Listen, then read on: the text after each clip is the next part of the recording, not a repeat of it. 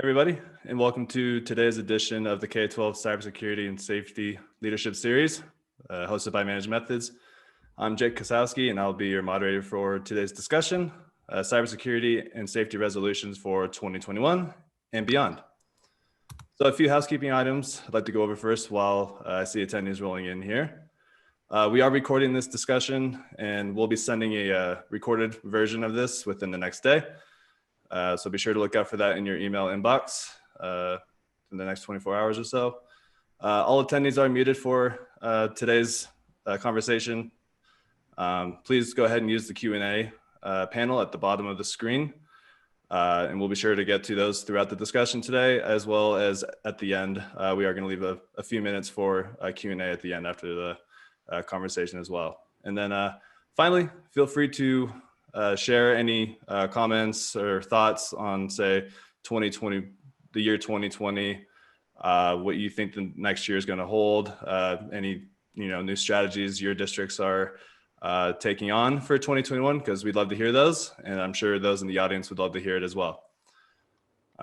So with 2020 being obviously an unprecedented year for K-12 education and especially K-12 IT, with 2021 right around the corner, we thought it'd be a great opportunity to bring together a panel of IT leaders to discuss their experiences this year, how strategies have changed, and get their thoughts on maybe a few resolutions school districts should be looking to make in 2021.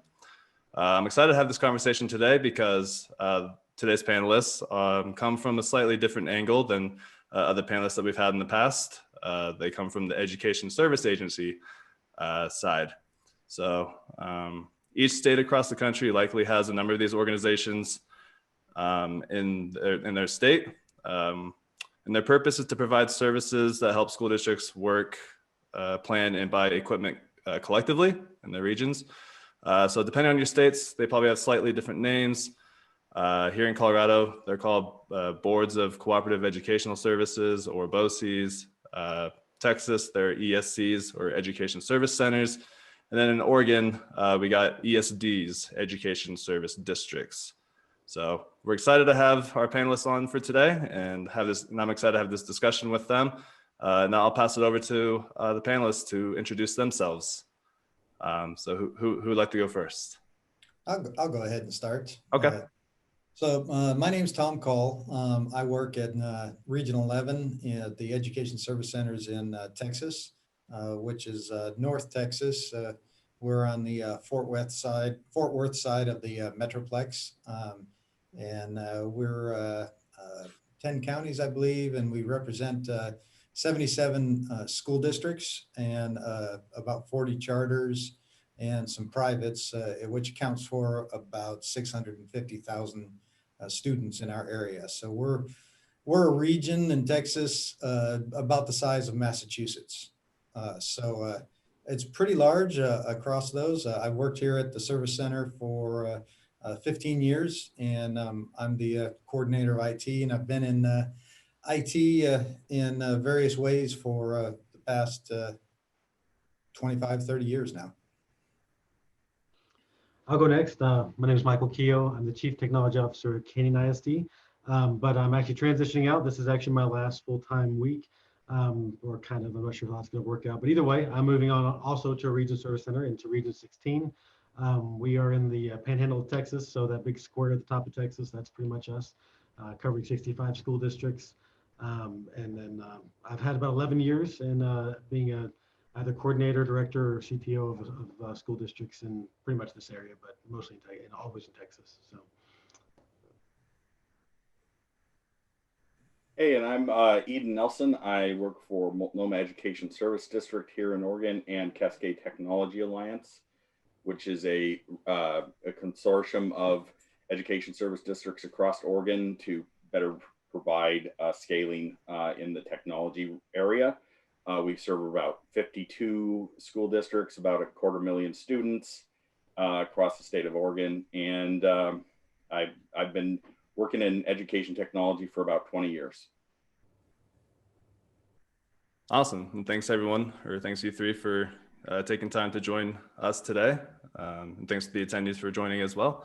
So how about we kick it off kind of looking at 2020 and seeing what has changed. So, I mean, with so much that has happened in 2020, obviously, with COVID and remote learning and everything, what would you say has changed most, or what has been like the largest monumental change when it comes to, say, cybersecurity and safety monitoring in K-12 schools this year? I'd say for us, I think the biggest change for us was that we kind of decentralized the responsibility of security. As far as we still have a lot of the same equipment, and we beefed up some of the equipment and added some features to it. And we take a layered approach to security. We don't like to put all our eggs in one basket, which I assume you guys are doing too with different products.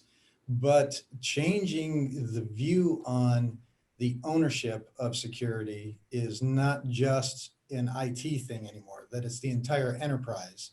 And educating our folks that just because it let you, email some sensitive information does not mean that you should be doing it.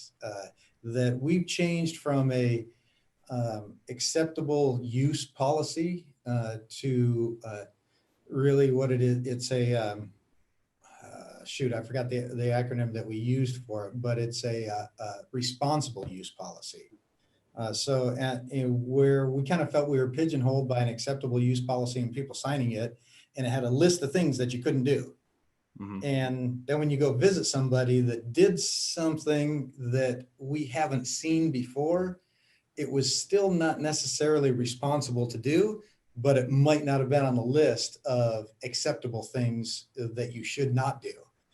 And so we've kind of moved to make sure that everybody has an ownership in security, not just the nerds in the back room. From a school district perspective, it's been very similar for us as well. Moving into a place where our approvals and our thoughts on things are just me and my office and my team figuring out how we're going to do security for the district. We incorporate everything from administrators, in some cases teachers. The curriculum department is actually very much involved in our decision making and security platforms. So that way that, number one, we're on one front. We all know what the risks are. We all bring something to the table, and there's been a lot of communicative and collaborative kind of talks, especially Canyon in that regards. Yeah, I want to echo what Tom said, which to put it in a nutshell, every single person now is, and always has been actually, but even more now, we realize that they are part of the solution, and we need to work with them to make sure that they have those skills and that training and all those things, because they are on the front line. Their machine, their accounts, those are the first line that are going to be compromised when an attacker comes after our organizations or your organization. So let's make sure that all our folks are doing their part, and encourage them. And even false, I've heard this before at different conferences. Even if it's a false positive, always give that person a positive kudos for reporting, to make sure that they feel like they can continue doing that, and they know that when they're cyber smart, that we're encouraging them, and we don't think that that's a waste of time.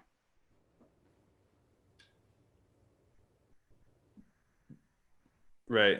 And then you kind of touched on it a little bit, Michael, but in terms of like in the districts, you think, and I guess Tom and Eden, maybe you've heard things from the districts that you all serve, but anything in terms of strategy, like on the district or inside the district, from a CTO or director of technology, or even like the admins, of kind of a monumental change, I guess, in maybe their day to day in terms of like what they're monitoring or anything like that, obviously, because students and staff are mostly outside of the school district or outside of the schools now versus being in Monday through Friday. I think that. Go ahead. Go right ahead. I think that is only just starting now that I believe most of our head tech people have been so focused on making sure that all the ducks are in a row, all the students can log in, all the students can get onto the curriculum platforms and all those different things. All of them have Chromebooks. They've been so focused on that aspect that it's been tough for them to go, oh, and also let me look at security all at the same time. So I think that those reevaluations will be starting right around now. Michael, you're kind of in the forefront of that, so you might have a different opinion, but. No, and I think you're right. I think a lot of school districts have not had the focus on information security that they needed. Now in Canyon, we actually started about 3 years ago, putting together things based on like NIST standards before we ended up having some regulations from the state. But one of the things that we've really ramped up on, both because of regulations from the state, but also we were doing it before those regulations, is training.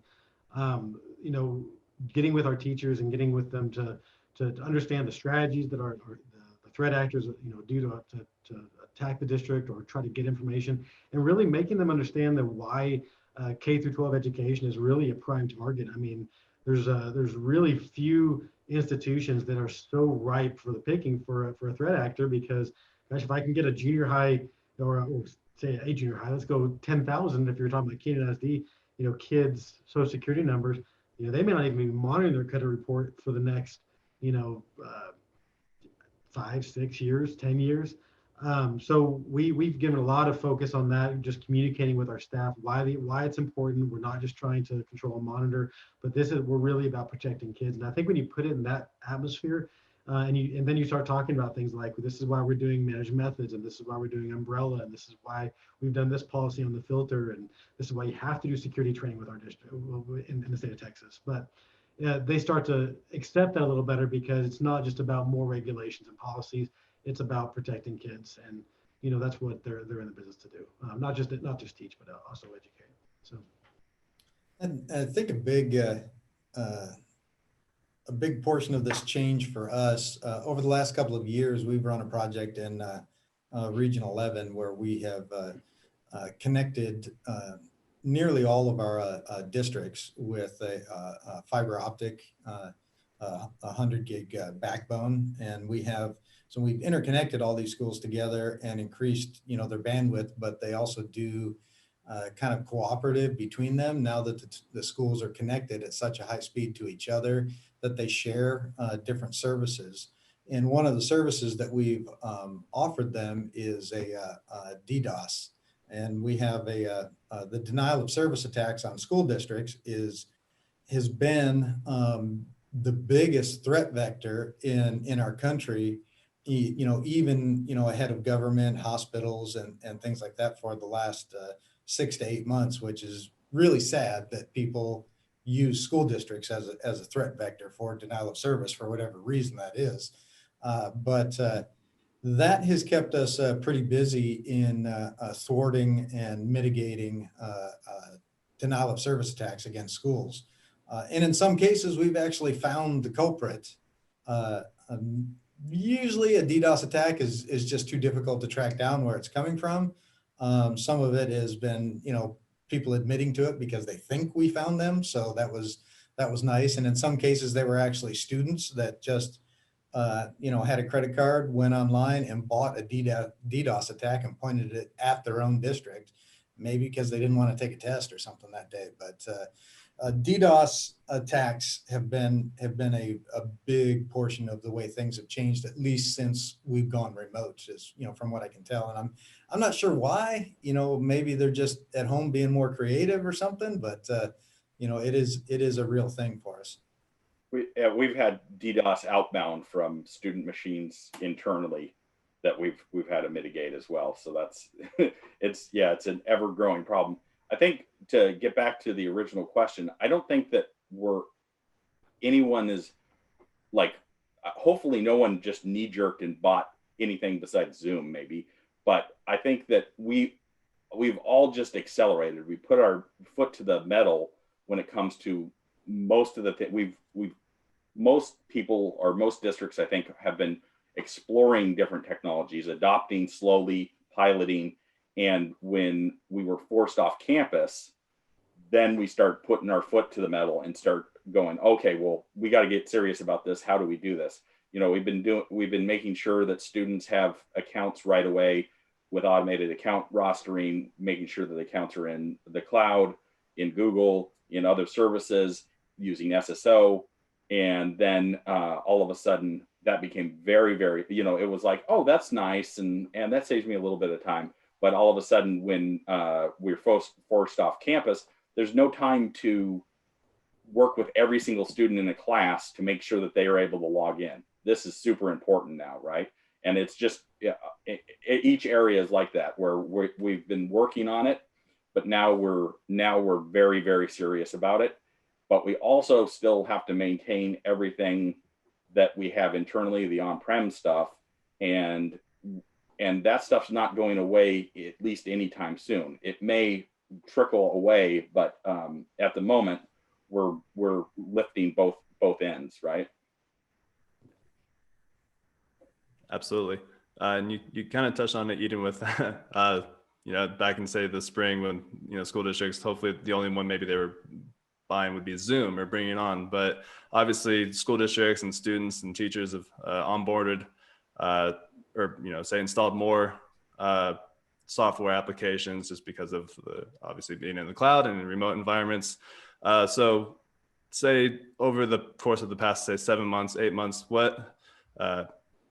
Michael, obviously chime in as well, but what have you been telling your districts in your regions, kind of what they need to be considering as these apps come into their environments, or what they need to be looking for? Because obviously you have the safe applications, but then you got to be aware of the malicious third-party apps, if you will.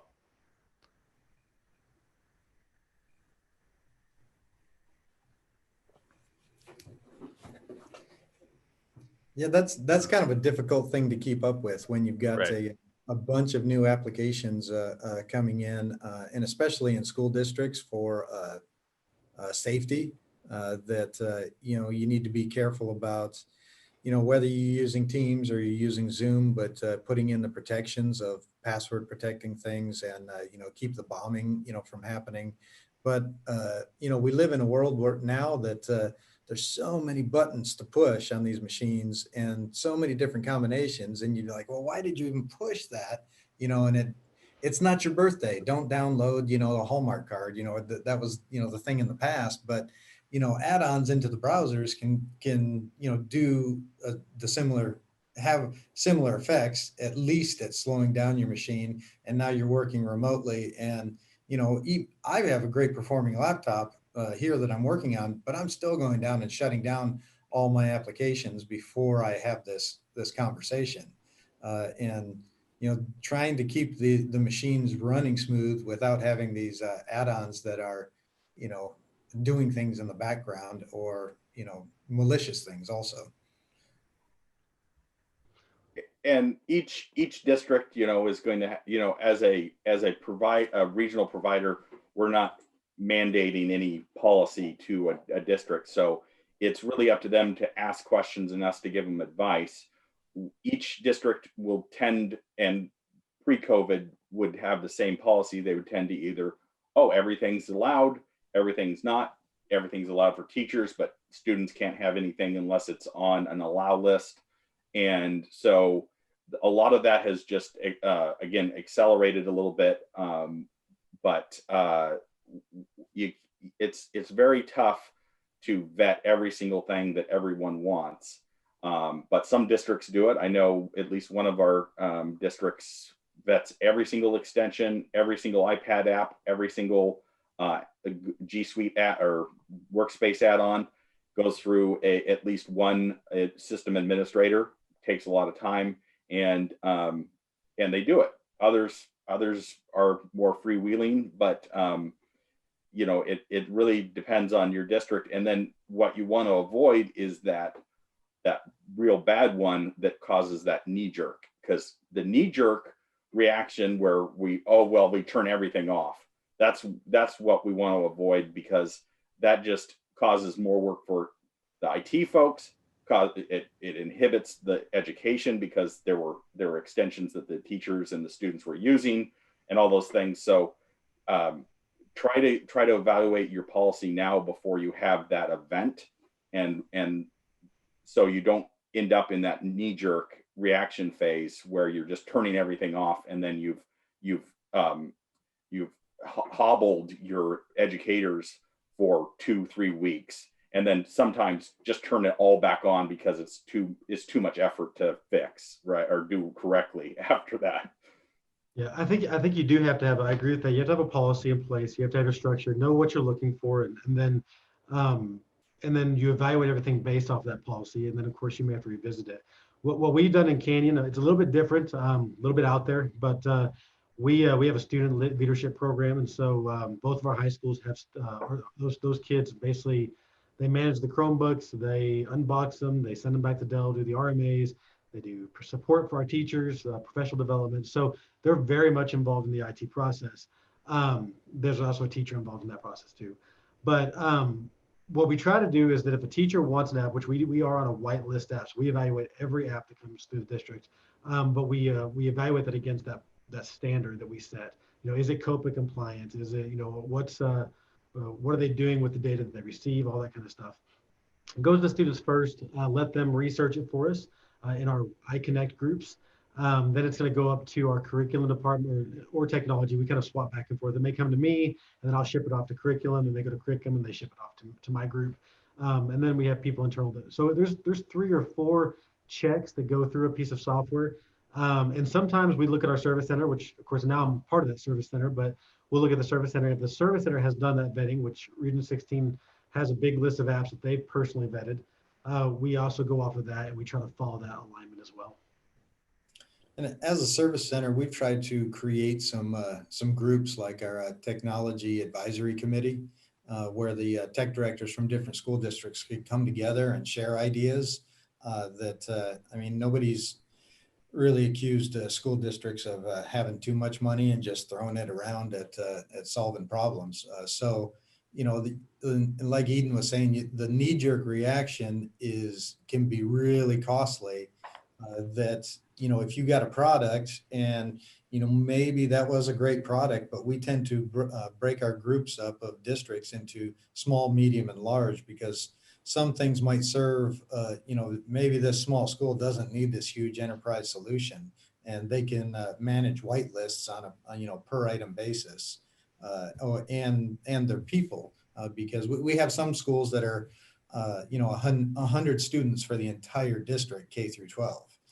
So those solutions are going to be different. So what we try to do is put together preferences from those districts, and then get their input on what some of them have used, and then we'll try to set up a cooperative as a service center that we can give those schools some buying power in an economies of scale situation. So something that can assist the school districts in that way.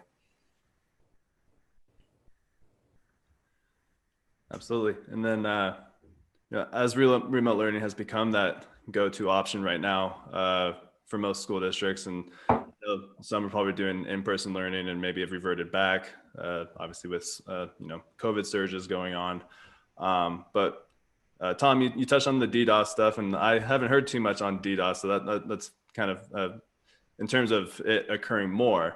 I feel like when I read the news or listen to a podcast, it's mostly like ransomware focused. But I mean, what are the biggest risks that IT teams need to be monitoring for when it comes to say security, safety, and data privacy right now? Obviously DDoS and then ransomware, I would assume. And I think Michael hit on it too, that they're in the education sector, especially K through 12, there are a lot of, there's a lot of information, student profiles, demographic information. There's a lot of data in this sector, and it's a lot of data that, before I just tried not to bring much attention to it, but everybody knows that students have social security numbers. And that's kind of spread out to where different school districts are using different student information systems. Business offices are using different things, and having something to kind of monitor so that you can see inside your network if people are saving files that have personally identifiable information in them, so that you can just, remind them, just say, hey, kind of a little slap on the wrist. You shouldn't keep that file, here. You definitely shouldn't email that file. Having some vision into those things going back and forth really helped me sleep better at night. Yeah, absolutely.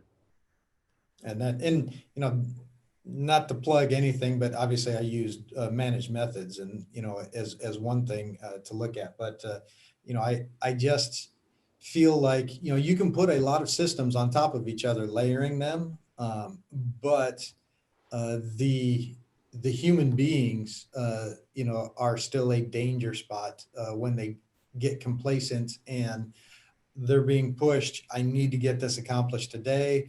We can't hire another person. I need to work faster. But you need to figure out ways for faster and smarter, to accomplish that. Right. Again, going back to those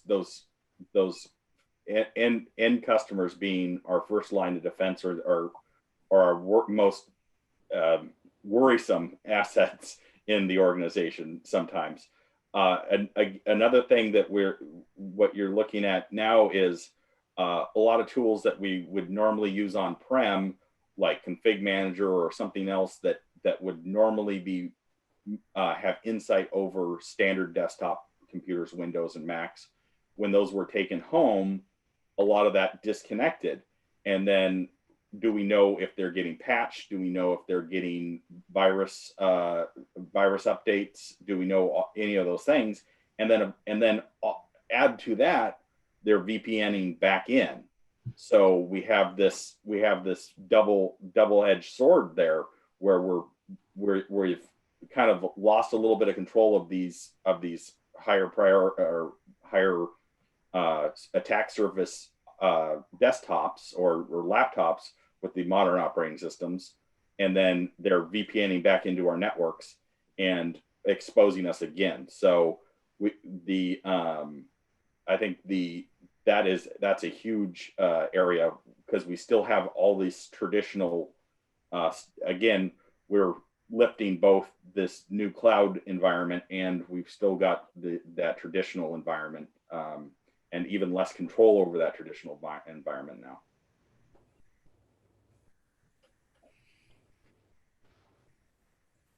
It's definitely a benefit when you have tools in place that you can tell them that they have malware before they know they have malware.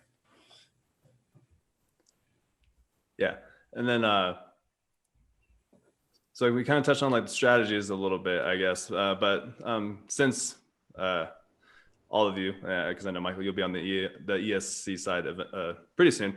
But when you're talking to, say, your districts that you serve in your regions, kind of, is there anything you're saying, okay, in these remote environments, if you had to choose like one thing, like here's what you need to be monitoring for the most, or is it like email, is it the file sharing, or is it, obviously everything, but is there maybe like a priority list as you're advising districts and such of here's what you can be doing at the moment right now during these remote learning environments? There's two things that we really focus on. Well, we focus on a lot of things, but Right. A couple that are really high on my radar. Obviously, emails. We all get all these spam emails. Our teachers get them. The principal wants to buy gift cards for everybody, so that happens quite often. But we try to mitigate against that, and also instruct. We're a Google reference district, so we are very heavy on the Google side of things. But with that comes a bit of a cost, because you open up, you change your file storage. We still have local file storage, but most of our staff are moving to the Google storage because it's a lot broader. You can store a lot more there.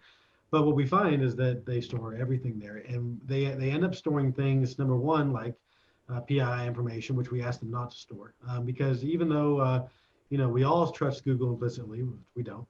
But the fact is, it's a system that is completely out of our control, and so it just takes someone getting their password, and all of a sudden they have access to their files, and that's anywhere in the world. So we want them to be protective on that kind of thing, but also how they share. I think that's important, because what we see a lot is you have people that go into like a Google Drive, and they'll open up a folder as a public to anybody.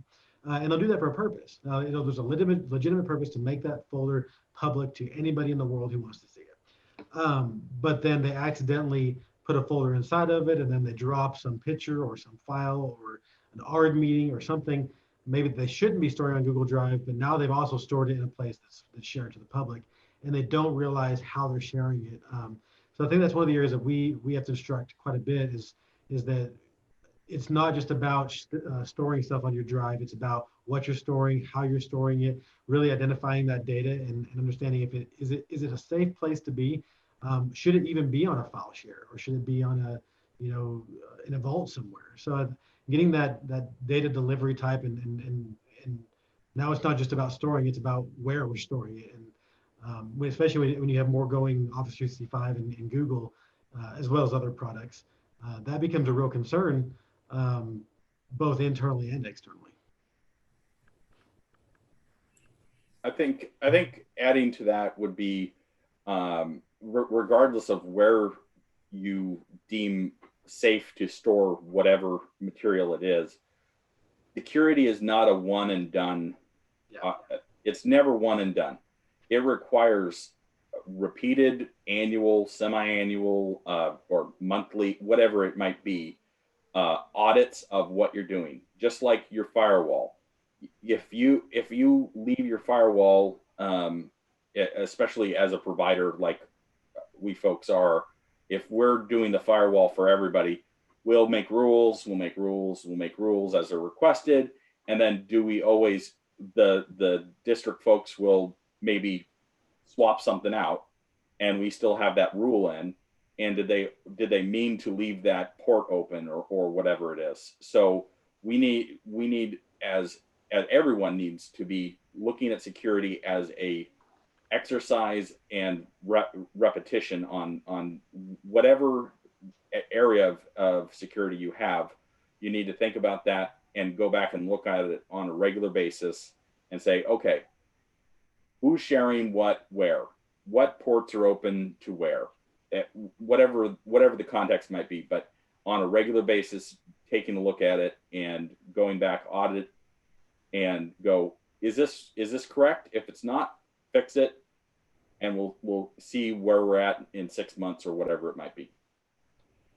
The way things are right now with our with the holidays coming up and everything that's on top of what's happening this year, now's a perfect time, and we're going to perform a kind of an exercise that you set up a Google form on a link and send out an email to all your folks and create an account that's not within your domain, and create an account and send an email to them saying, your package, wasn't delivered and is going to be returned. Click here to fill out this information to have it redelivered. And just something to just kind of wake folks up, because you're going to get several of them that click, follow through, fill out their name, and then you have a Google form with all the people that click through on an email that they didn't have a package for them and it didn't come from. You can spoof the name at the top, but it's now's the time of year where that's going to be hitting people hard right now. And there's several services, free, paid. I think there's some open source ones as well. I think KnowBe4, and I can't think of any others at the moment, but I know maybe the audience has some suggestions on that. But those helpful phishing exercise and exercise services, or that you can set up yourself. And what you'll find actually typically is that same person in, of course, finance clicks it every single time. And and that's, again, those are our first line of defense people. So we really need to double back, talk to them, maybe put it in your here in Oregon, we have annual trainings that we have to complete before we can start the school year. Work on, maybe get the cybersecurity course added to your bullying, your harassment and other courses, that you already are doing. You might already have that provider in place. So, and they probably have a cybersecurity course that you could get at a reasonable cost, and just help, again, reinforcement. Security is repetition. I think that is, Yeah. I think that's where we have to be. You were mentioning free open source. I'll put it in the chat. At Canyon, we used a product called Go Fish, and it's a free product. Then so we just set it up on a DMZ, and we basically bought a domain. So I went out and bought. I think I bought CanyonLSD.net, which our domains are CanyonISD.net. If you put them side by side, they look similar. I also bought something like Canyon IT Department or something.com, something like that. And so it's something a fisher would do. And so I went out and did that, and then I fished all of our staff using just kind of what I think was Tom that said, a Google form. And I'm not going to give the number that Canyon ISD did, but I'll tell you, if you do it, you'll be shocked, because we got the numbers back of people that not only clicked the link, but people who actually entered their username and password to change their password in the Google form. Yeah, so it's definitely, and we even made sure there was misspellings, a couple weird things in the email, a really goofy looking pasted logo. I mean, it was just really like third world looking stuff, and people clicked it and went right through. And the worse than that is that the spearfishers are scraping entire portions of your page, Yeah. sticking it on another like the superintendent's page, sticking it on a remote server and sending that to your folks, and they're looking at it and it looks correct because they stole it direct. They actually scraped it off of your page. So sometimes it's not even misspelled. It's given away by the URL. But again, we've got to keep working with our folks to make sure that they are, I think, cyber smart is what I think the term that we started using. So repetition, work with those folks, get the training in place. And on the other side, if you are if you're an IT director, or if you're control the mail system, Exchange Server, Google, or Office 365, whatever you're running, there's some strategies that we've done that have really reduced that level of fake emails, gift cards, things like that. But you have to kind of do it slowly, because otherwise you end up blocking things that are legit. But we use regex entries, and so we find, like, with our Google system, we log in, we use some regex things that kind of look similar to mail we've received. And then we automatically throw those in a quarantine. Or I think when we started sending it to their junk mail, and then now we've gotten so kind of not strategic, so accurate with our regex that we just send it straight to the trash. It never even goes to their inbox at all. So Right. Cut down a lot. School principal XYZ or 2020 at gmail.com. Start zeroing in on those at gmail.com and yahoo.com.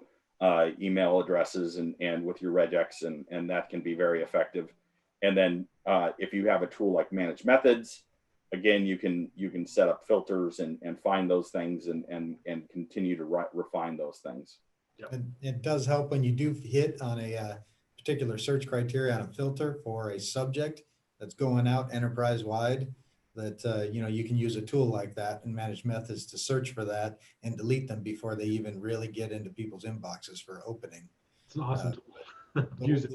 Which is great. But the thing though is, with the holidays and the shipping coming up, we've had in the past too, with assisting school districts and working with them so closely, you're shut down for 2 weeks. And a lot of our districts are being shut down for 3 weeks for Christmas due to the extenuating circumstances this year.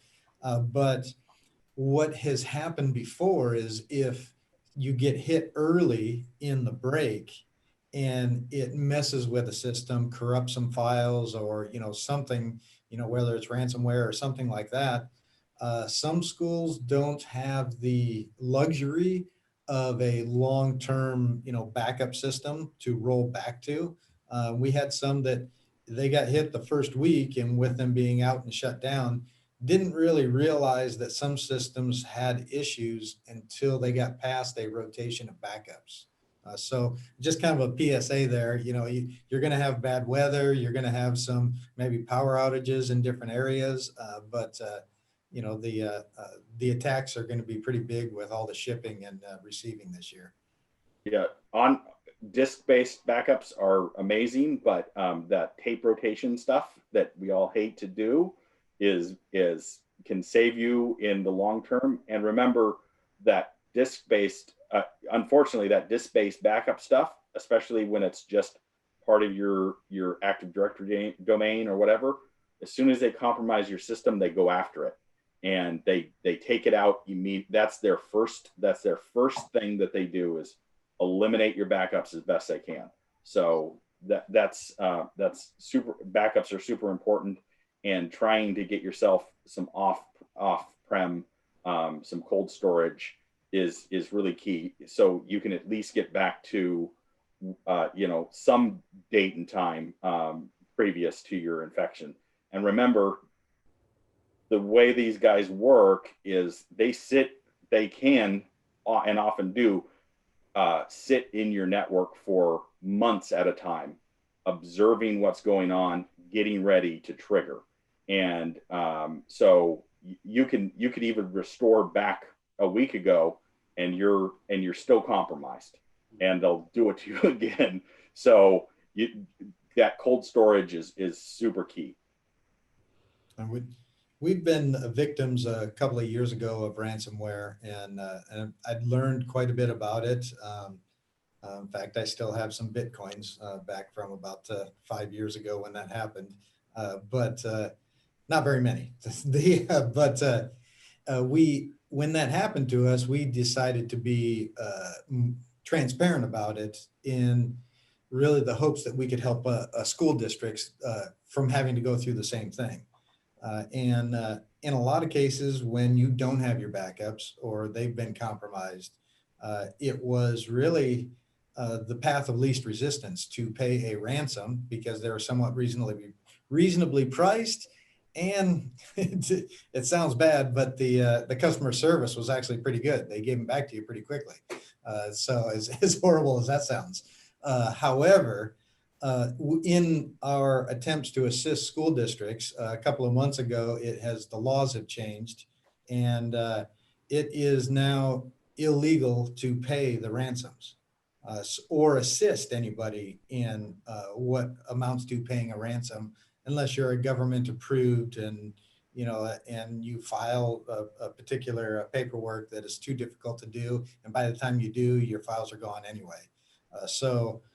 If your files get ransomed or your servers get ransomed, really your only choice right now is to destroy and restore. Yeah, your insurance company will help you, and they might hire someone that is authorized to do some of that negotiation and stuff. But you really your best defense is a good offense when it comes to this, and backups and off-prem backups is your good offense there. And again, like we spoke about earlier, with student data being so prevalent and reasonably easily accessed by multiple people, all your teachers have access to records, your SPED folks have access to records, your administrators have access to records, and then at our Cascade Technology Alliance, we provide SIS services and we provide financial services. So again, we're even more I don't know if we're more targeted, but we are even more concerned about that data than the folks that aren't necessarily holding the data, just accessing it. So we're always trying to mitigate threats as best as we can, and make sure that our backups are good and that we're isolating them, and then we rotating, etc. So yeah. Cool. You've all touched on a few, tools or strategies or things to be, looking at. But given the topic for, today being resolutions for 2021, and Tom, you mentioned obviously school districts might be on a 2-week or 3-week break. So like right now, as say IT directors, system admins, network admins, whatever it may be, are putting together their lists during this time, looking ahead for next year, what would, if you had to like give like a list of say 2 to 3 things maybe, or just the top one, like what would be the biggest resolution you would want your districts and your regions to be making, I guess, or thinking about going into 2021? I think districts need to look at the NIST standards. I think they need to look at how they align with that. And I think they need to be committed not to get complacent, because I think it can be real easy to have this focus to get your documents together, to align with the NIST standards, to evaluate your environment, and then say, okay, we're good. And then something changes, 6 months down the road. The mentality of security should always be learning, because what was secure 5 years ago is by no means secure today. And so we have to kind of always keep that mindset learning. So I guess if I had a one resolution to put to 2021, it's going to be, I'm going to continue learning. I'm not going to get complacent. Even if I think I've arrived in the area of security, or I've got a lot of knowledge or whatever in some area, I'm going to continue pressing in and looking at other vectors and trying to get more knowledge.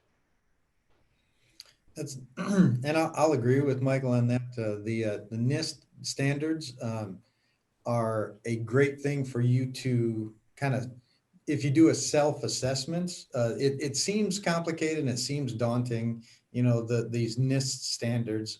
And we've done the Texas Education Agency has an SB 820 that they do that are asking all the school districts to do a cybersecurity self-assessment. And that self-assessment is based on those NIST standards. But what we've done is we've broken it down into these 46 points so that you can kind of bite off a piece, do a self-assessment without having to share it with anybody else, and just kind of see where you stand based on those NIST points that those are based off of. But what we really try to help people with is doing a self-assessment that is uncomfortably, it would be really revealing if you felt you needed to share it outside of your organization. But using that, once you've done a self-assessment, as a way to leverage your position in IT so that you can take it to administrators and say, hey, this is an industry standard assessment. We've done this against ourselves and rated ourselves, and this is where we stand. But part of that assessment is to say, where do you want to be and what's keeping you from getting there? So a lot of times, I've worked in school districts where we've had server rooms with in mop closets, and had, a wooden stool holding the servers up. And we do more with what we're given on a regular basis. It's what we do. But if you have this documentation that you can take to administrators of the board and they can say, well, what do you mean you don't have, an offsite backup, somewhere else? And then you can say, well, it costs this much to do that. We do have backups on site, but here's the risk. If we wanted to go off site, it would cost us this. Then you can say, do you want to pay for it? Or let's talk about a budget. And if they say, no, it's not worth the money, then you say, okay, here's the risk of not doing that. Please sign here that you've accepted that risk. It helps with the conversation of, I can prioritize things, and then I can say what's feasible based on budget, and everybody understands, why something was out of the realm of feasibility. So when something does go wrong, what you're working with during that disaster, and everybody else's expectations know that, my recovery is probably going to take 4 days because we didn't have these backups off site that I could have restored, more quickly or something.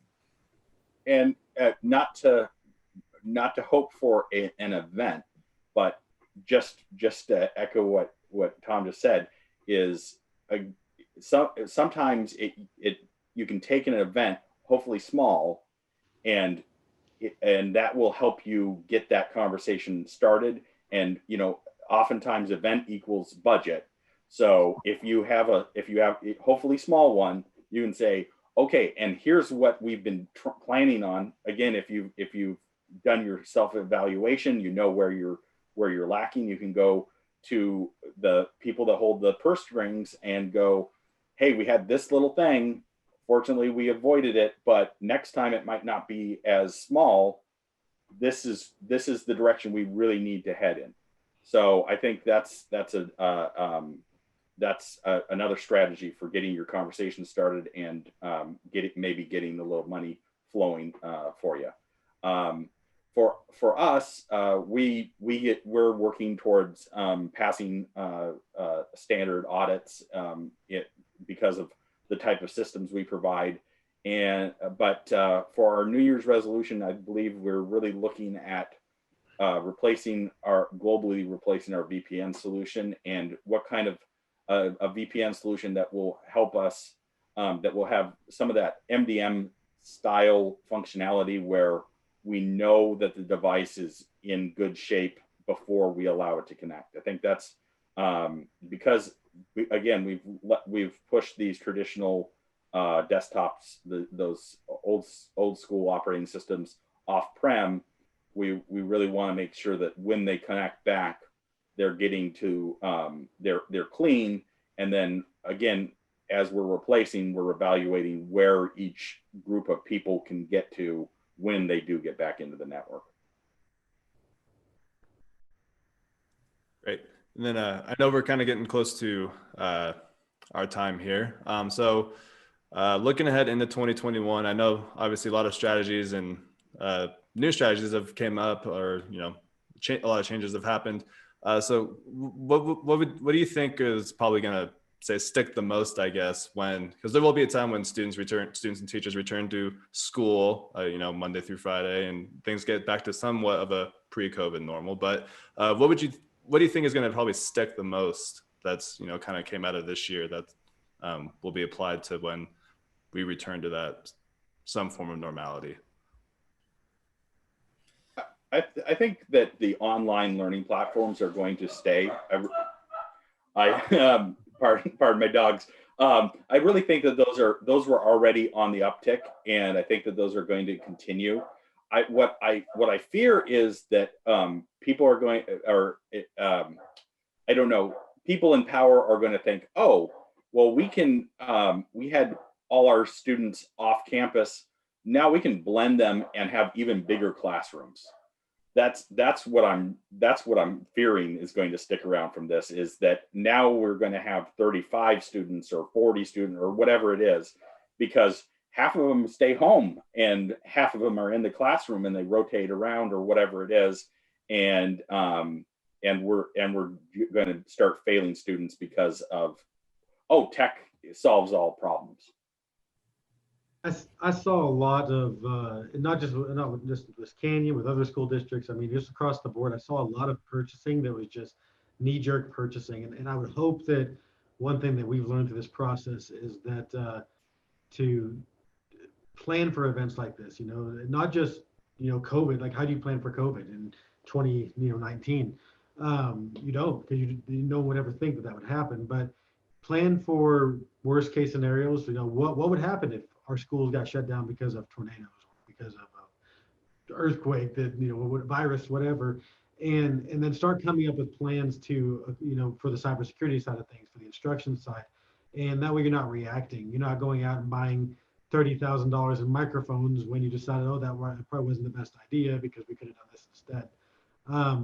I think there was a lot of lack of planning because of the shocks of it. If anything good came out of COVID, I hope it's that as school districts, as administrators, as ESCs or service centers, we're going to look holistically at the process of educating our students and really look at the risk as a more broad term, because risk can come in many forms, whether it's fire or whether it's a virus or whether it's a cybersecurity event. And so we need to be actively thinking about how those are going to impact instruction. And I don't think it's a matter of if, it's a matter of when. There's always going to be a something. There's the 2002 9/11 event, and then there's the 2020 COVID event. So someday there's going to be another event that is going to affect our education system, and we need to be thinking about it. And I kind of feel like, at some point when I retire and go out for a happy hour, people are going to sit around going, "Hey, you remember in 2020? Remember what we did?"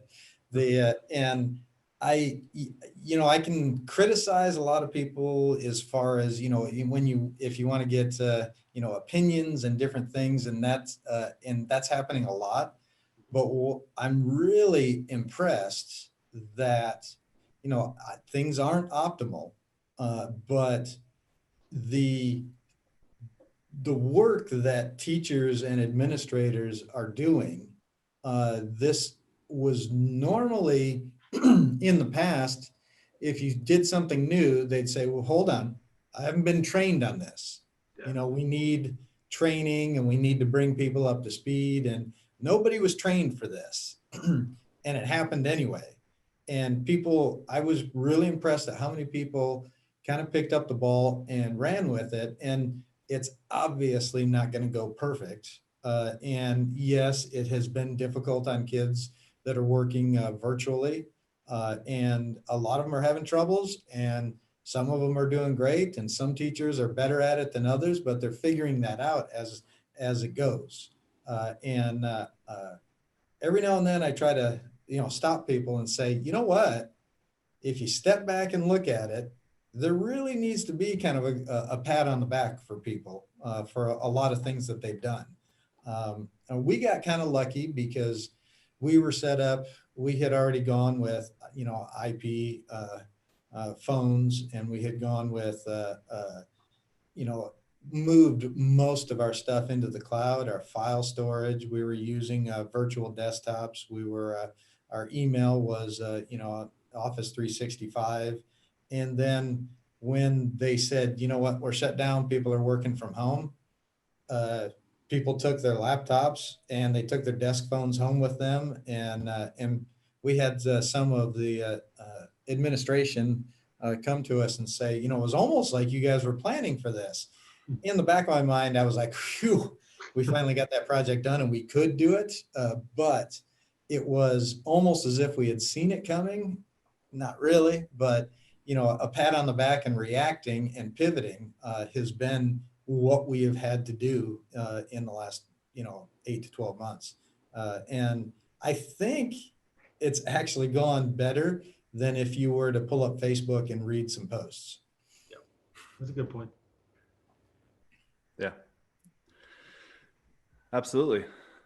Let's see. I know we're coming up to the top of our hour here. Anything in terms of, say, we've already kind of covered a lot of it, but any advice or last words, I guess, to the audience before we wrap up here, in terms of 2021, or just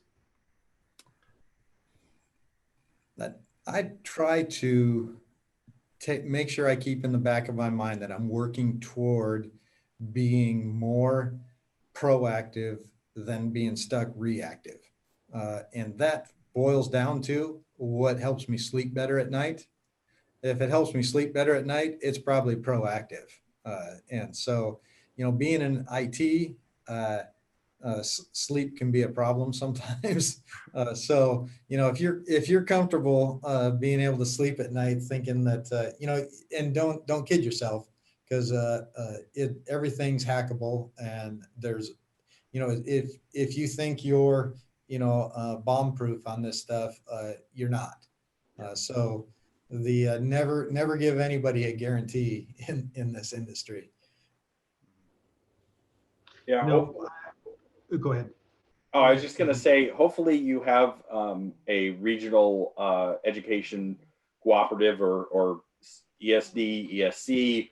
I can't remember what that long one in Colorado was, but hopefully you have something like that, and you are able to reach out. And oftentimes we will have advisory boards with all the school districts or whatever, or because we're interacting with so many districts, we've already seen it. So when you have that question, you can reach out to whoever it might be, and they'll be able to answer that question quickly. If you don't have one, maybe tweet me or Tom or Michael, and ask us, and we might be able to help you out with that as well. So don't be afraid to reach out. There's lots of people. We don't get paid any more or less based on how many school districts we help.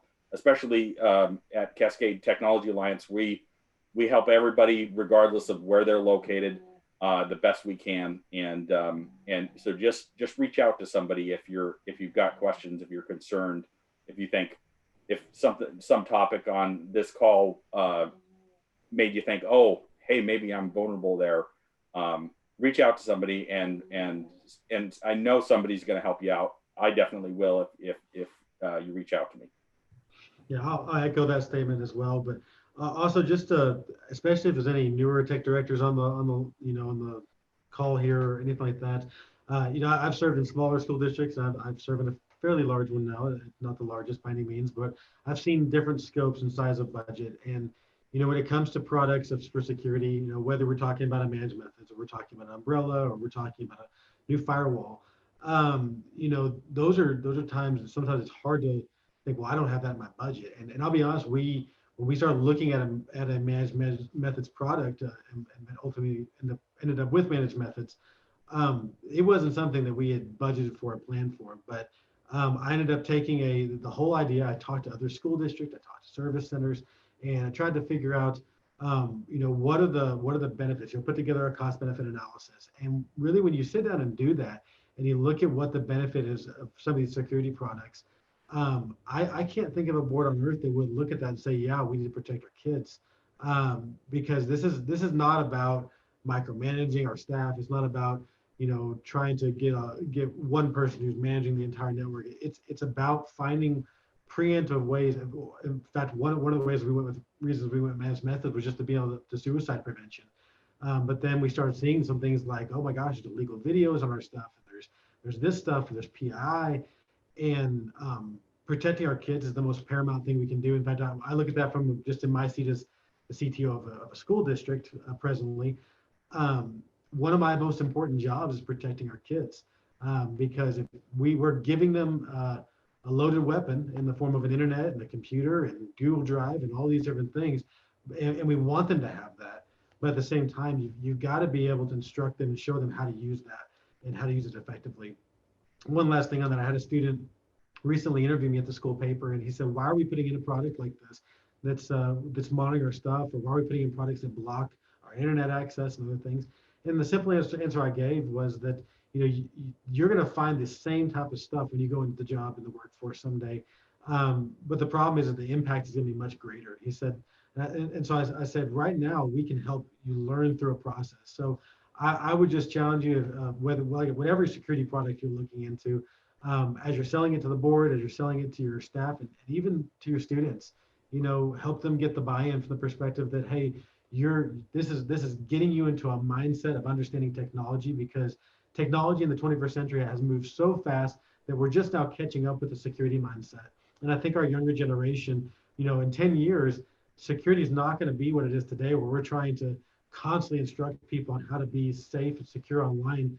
They'll have grown up in safety and security. The problem is most of us grew up in technology and didn't grow up in the security aspect. So I think you can get the money. I know you can get the money. It's just a matter of working for it and putting in a good proposal for it. I want to echo what you just said, especially about growing up and learning as when the student's still in education, learning security, learning passwords. For I won't name districts, but districts that say, oh well, set every password to 1 2 3 4 5, and I say back to them, you're my customer, but listen, this is a security skill. Password hygiene is a security skill, and these students will be using passwords for the rest of their lives. And when you're not teaching that because it's inconvenient to you or your teachers can't remember passwords, that doesn't mean that students can't remember passwords. They can, and they will, and they'll be doing it for the rest of their lives. So a lot of this security stuff, again, is part of education. It's not a punitive measure to do this or that to a student. It's keeping them safe, keeping them checking for self-harm, checking to make sure that they're not being exposed to inappropriate images. All these different things that are so important to keep a student healthy and learning. And when they're exposed to bad stuff, that we can't do anything about where they might live or their parents smoking in their house, but we can do something about their cyber hygiene, and we can educate them on that. I think that's that. And again, every place you work, your personal account is one thing, and again, all these students will have their personal accounts, but school accounts are work accounts, and they will have the same type of technology going on if you were working, and because that's basically what they are. School is your job at the moment, and we're just doing the same thing that your employer will do. If you don't want us interfering with that, you need to go outside of where we are. Now, we don't want you to, so because we want to keep you safe, but that's the lesson. We're not trying to snoop on you. We have way too many students to want to snoop on you, right? I think that's privacy concerns come up, and it's we have so many people and so much to do. We have no desire to look at what web page you went to about which model of car you like. It's just not something on our mind. So yeah. I'd kind of like to leave you with, don't overlook security for convenience.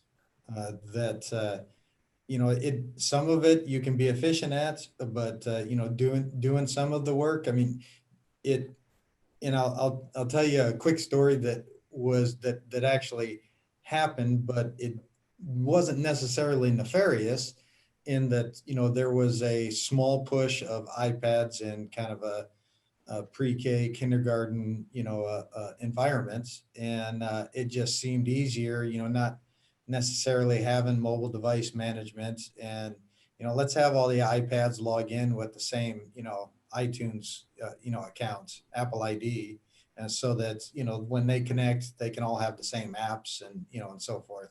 You're right, that was efficient. Those rolled out quickly, until a call came back that all those iPads are synchronizing to each other, logging in with the same accounts, and one of the little kids walked into a room in the house and took an inappropriate picture of his mother, and then it synced to all the iPads.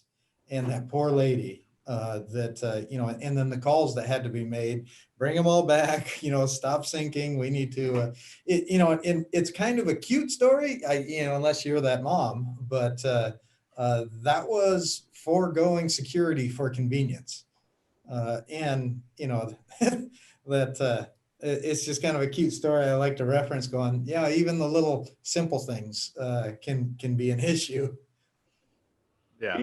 I would just echo that, but add to that, anytime we see this done, if it's not the accidental picture, it's the students bullying or destroying each other's work. Yeah. And so whenever you start using these common accounts, you end up with either this story or another story where there's bullying, there's what I just refer to as vandalism, where the student goes in and they just delete everybody else's work because it's not theirs and they don't care. So keep that in mind. And common accounts are bad. Yeah. Well, I know we've gone over a little bit, so I appreciate, Tom, Michael, Eden, for your guys' time, and, for hanging out for an extra 10 more minutes, and also to the attendees who are still with us right now. Those are some great resolutions. I know 2020 has obviously been, unprecedented. It's been challenging for everyone, and, we're getting through it. We got 20 more days, crazy enough. It's all over. I'm looking forward to what 2021 holds, and to see where K-12 IT and cybersecurity goes. So with that, I'm going to leave everyone with thank you. Have a safe holiday, and a happy New Year as well. So yeah, thanks, Tom, Michael, Eden. Thank you. Thank you. All right. Thanks, everyone.